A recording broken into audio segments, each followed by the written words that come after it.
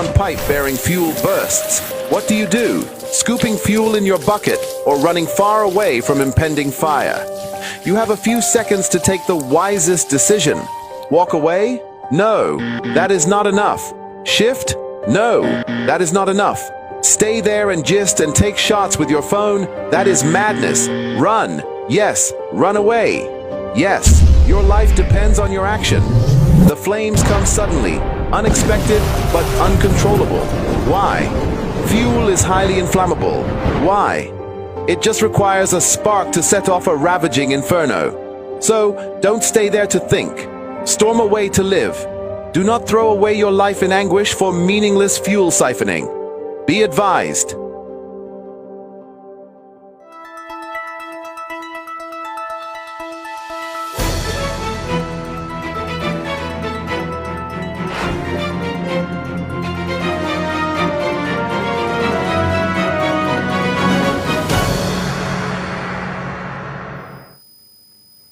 This is News Hour on SOM TV, the pulse of the nation. Coming to you live from Jalingo, Taraba State. Follow us on Facebook at SOM TV and on YouTube at SOM TV Live. Now the major headlines. Amnesty International condemns crackdown on Free Nnamdi Kanu's Now protesters in Abuja. Nigerian Army confirmed deaths of officers and soldiers in Boko Haram attack in Borno. Nigerian Air Force warns personnel against political activities during 2025 10-kilometer walk as Bauchi State Infrastructure Development and Maintenance Agencies orders removal of illegal campaign posters and billboards. I am Esther Oka-Steven with the news in full. Amnesty International condemns the use of force and mass arrest during Monday's Free Nnamdi Kanu's Now protest in Abuja. Reports indicated that peaceful demonstrators calling for the release of IPOB leader Nnamdi Kanu were dispersed with tear gas and several arrested. The organization urged authorities to free detainees immediately and reminded the government of its obligation under national and international law to respect citizens' rights to peaceful protest, expression, and assembly. Police warns gathering violating court orders would be unlawful. Kanu remains in DSS custody following his 2021 rearrest as security agencies continue monitoring demonstrations in the national capital. The Nigerian Army confirmed that Lieutenant Colonel Aliyu Saidu Paiko, commanding officer of the 202 Tank Battalion, and several officers died in a Boko Haram attack on Monday 17th, 2025 in Borno State. Army spokesperson Lieutenant Colonel Apollinaire Anale described the fallen troops as brave heroes and urged the public to avoid sharing their images. The Chief of Army Staff, Lieutenant General Olufemi Oluyede, condoled with families and reaffirmed the Army's commitment to eradicating terrorism.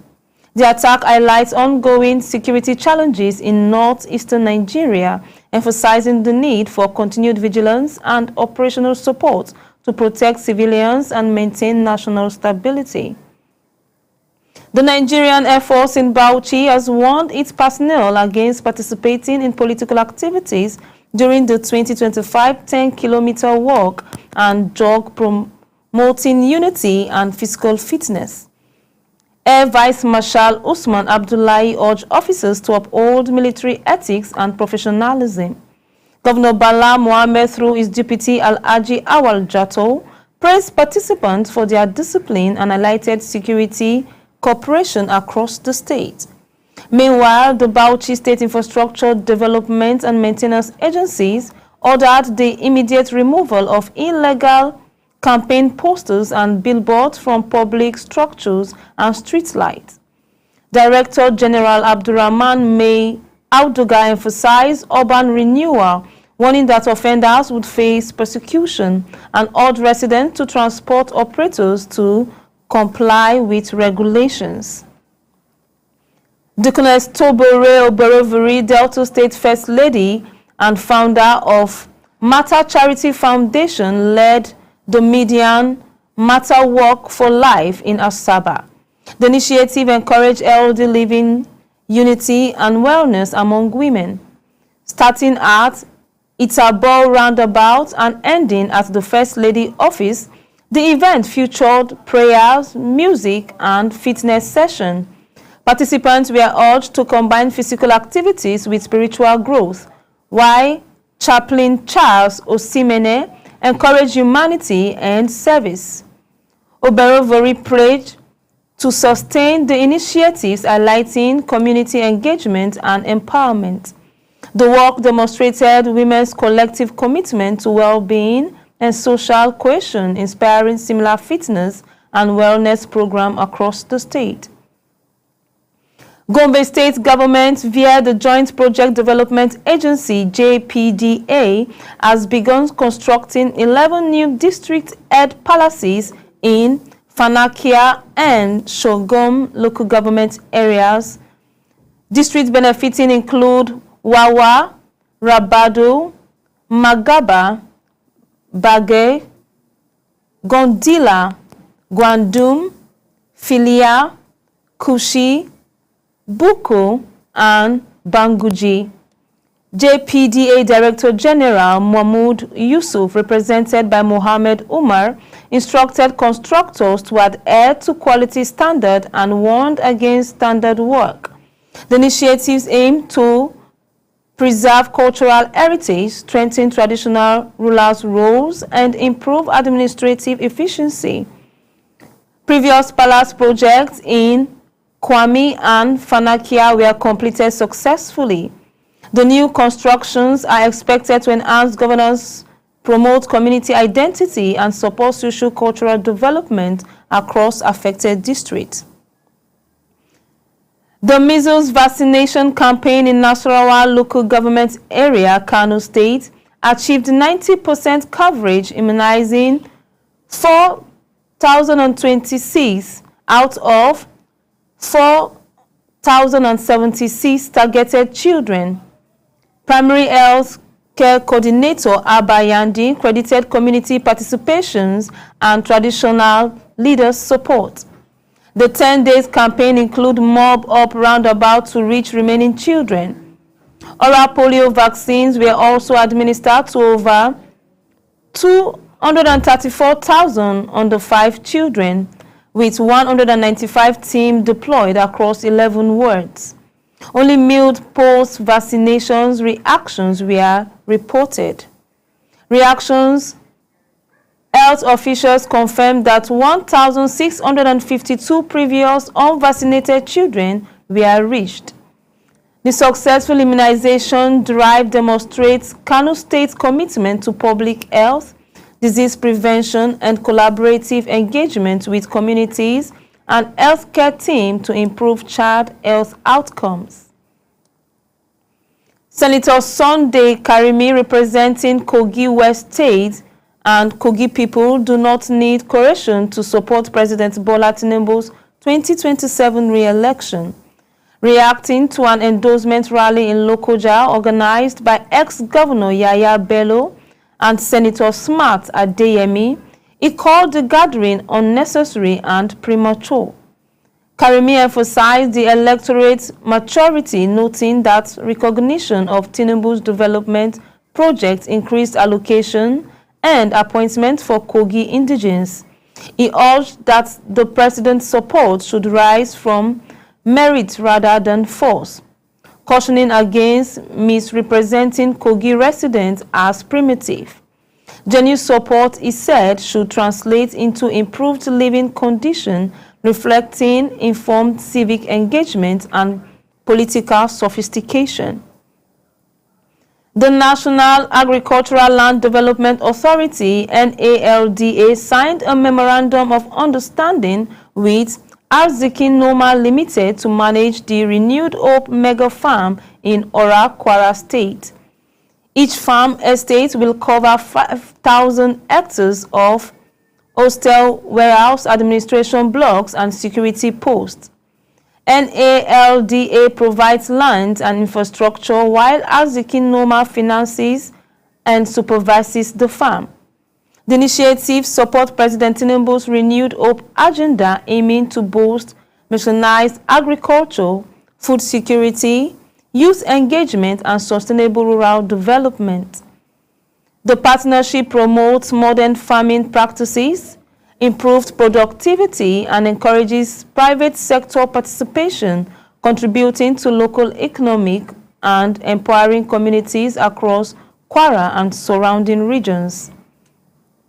The 10 days measles campaign in Nasarawa local government area, Kano State, achieved 90% coverage with 4,000 children immunized. Oral polio vaccination reached over 2,000 children under 5 children across 11 wards. Mild reactions were reported and mop-up rounds targeted previously unvaccinated children. Health officials praised community and traditional leaders' support, noting collaboration was critical to the campaign's success. The program reinforced Kano State's commitment to disease prevention, public health, and immunization coverage expansion. By targeting large population efficiently and safely, authorities aim to reduce the incidence of vaccine-preventable diseases, improve child health outcomes, and sustain long-term community trust in healthcare initiatives. Ahead of November 8th local government election, the Taraba State Police Command requested extra personnel from the Inspector General of Police to secure flash points. State Commissioner Betty Enekpan Isokpan assured electorates of adequate security before, during, and after polls. She warned of movement restrictions to prevent intimidation by armed individuals and urged voters to follow electoral guidelines. Otimehin noted Taraba enjoyed relative peace compared to other northeast states, though Wukari requires additional security development. The command remained committed to upholding law and order while supporting Governor Abu Kefo's peace initiatives. Security strategies aim to safeguard democratic processes and protect voters across the state. It's now time for a brief commercial break. Stay with us. The most captivating stories are just a moment away.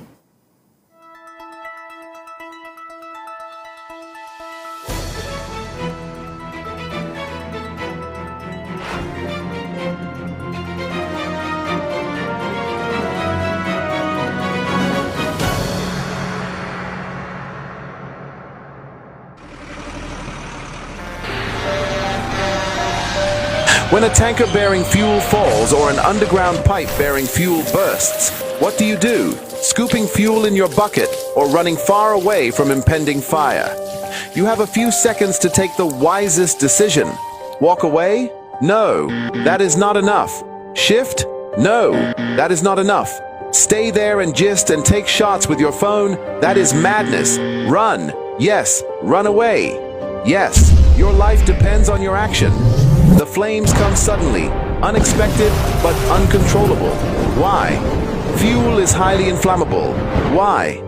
It just requires a spark to set off a ravaging inferno. So, don't stay there to think. Storm away to live. Do not throw away your life in anguish for meaningless fuel siphoning. Be advised.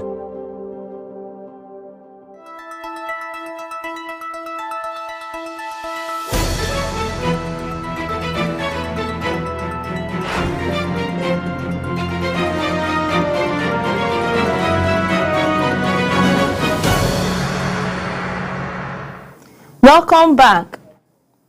Zamfara State reinstated 103 teachers removed from the payroll 10 months ago. Education Commissioner Malam Wadatal Madawaki announced that the teachers among 780 civil servants suspended in January after verifications were cleared of administrative errors. Governor Dauda Lawal approved their reinstatement with salaries arrears from January to July 2025. Madawaki urged teachers to demonstrate dedication and professionalism, highlighting the exercise goes to sanitize the workforce and improve education sector efficiency. The reinstatement restores livelihoods, strengthens schools' operations, and reaffirms the government's commitment to resolving administrative error while enhancing the integrity and functionality of Zamfara public education system. Motorists and residents criticized the Directorate's Umuahi Bande Ofia Federal Road in Abia State, urging federal and state intervention. At Ozu Abam in Arochukwu local government areas, vehicles became nearly impassable after heavy rain, with some motorists trapped for hours. Drivers reported detours adding significant distance, while commercial cyclists Chibunna, Undukwe, and local farmers appealed for urgent repair. Community leaders warned continued neglect could isolate settlement and worsen economic hardship. Residents stressed that the highways is vital for trade, commuting, and social connectivity. The call for immediate actions highlights infrastructural decays impact on local livelihoods and the need for government attention to federal road maintenance.